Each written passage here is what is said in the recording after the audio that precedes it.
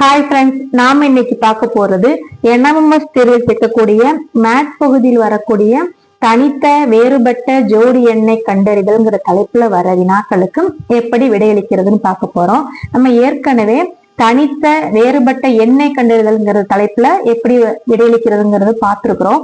அதுல எப்படி இருக்கும் அப்படின்னா 4 எண்கள் மட்டும் இருக்கும், அதுல ஒரு எண் மட்டும் மாறுபட்டு இருக்கும், அதை கண்டறிவோம். இதுல எப்படி இருக்கும்னா ஜோடி ஜோடியா எண்கள் இருக்கும், அதுல ஒரு ஜோடி மட்டும் மாறுபட்டு இருக்கும். அது எந்த விதத்துல மாறுபட்டு இருக்கலாம்னா அந்த எண்கள் பெரும்பாலும் வர்க்க எண்களாக இருக்கலாம், இல்ல கன எண்களாக இருக்கலாம், இல்ல ஒரு நம்பர் கனமாகவும் அது கன மூலமாகவும் இருக்கலாம், பகு எண் பகா எண்ணா இருக்கலாம், அந்த எண்களோட மடங்குகளாக இருக்கலாம், இல்ல சார்பகா எண்களா இருக்கலாம்.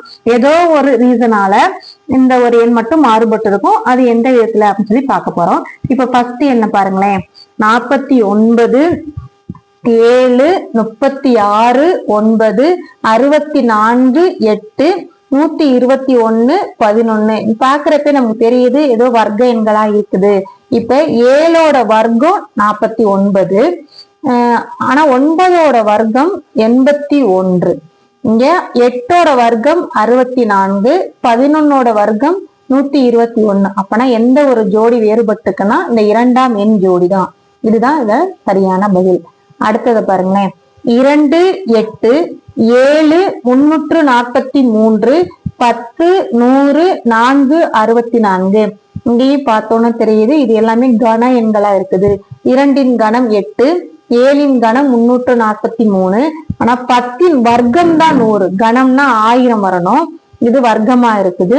4இன் கணம் 64. அப்பனா எது வேறுபட்டது அப்படின்னா இந்த மூன்றாம் எண் ஜோடி.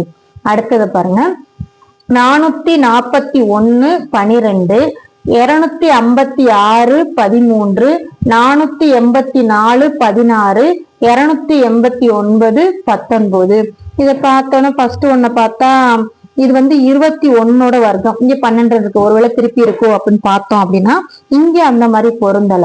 ஆனா இங்க எப்படி இருக்கு பாருங்களேன், இந்த 2 5 6 இந்த எண்களை கூட்டுங்களேன், இந்த எண்களை கூட்டினா 13, தனித்தனியா 2 5 கூட்டினா 7, 7ஓட 6 கூட்டினா 13, அந்த மாதிரி இங்க பொருந்தது.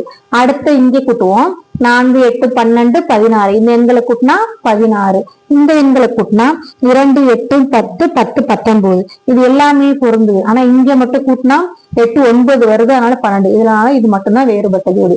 இந்த எண்களை பாத்தீங்களா, இப்ப வர்க்கமுள்ள கனமுள்ள எண்களோட கூடுதல் இடம்பெற்றிருக்கு. அடுத்து 4வது கணக்கு பாருங்களேன், 64 81. இது ஒரு கணம் தான், இது 6ஓட கணம், 81ங்கிறது சாரி 8ஓட கணம், 81ங்கிறது 9ஓட கணம், 121ங்கிறது 11ஓட கணம், 144 12ஓட கணம், 225 15ஓட கணம், 256 16ஓட கணம், 289 17ஓட கணம், 361 19 கணம். இப்ப இதுல எது வேறுபட்ட ஜோடின்னு பார்க்கலாம். பார்த்தா இங்க பாருங்க 8 9 அடுத்தடுத்த எண்களோட கணம் இருக்கு. இங்க 11 12 அடுத்தடுத்த எண்கள், 15 16 இது மட்டும் அடுத்தடுத்த எண்கள் இல்லாம இருக்கிறதுனால இந்த 4ஆம் எண் ஜோடி தான் வேறுபட்ட ஜோடி அப்படின்னு பண்ணிடலாம். இந்த மாதிரி நீங்களும் செஞ்சு பாருங்க. தேங்க்யூ.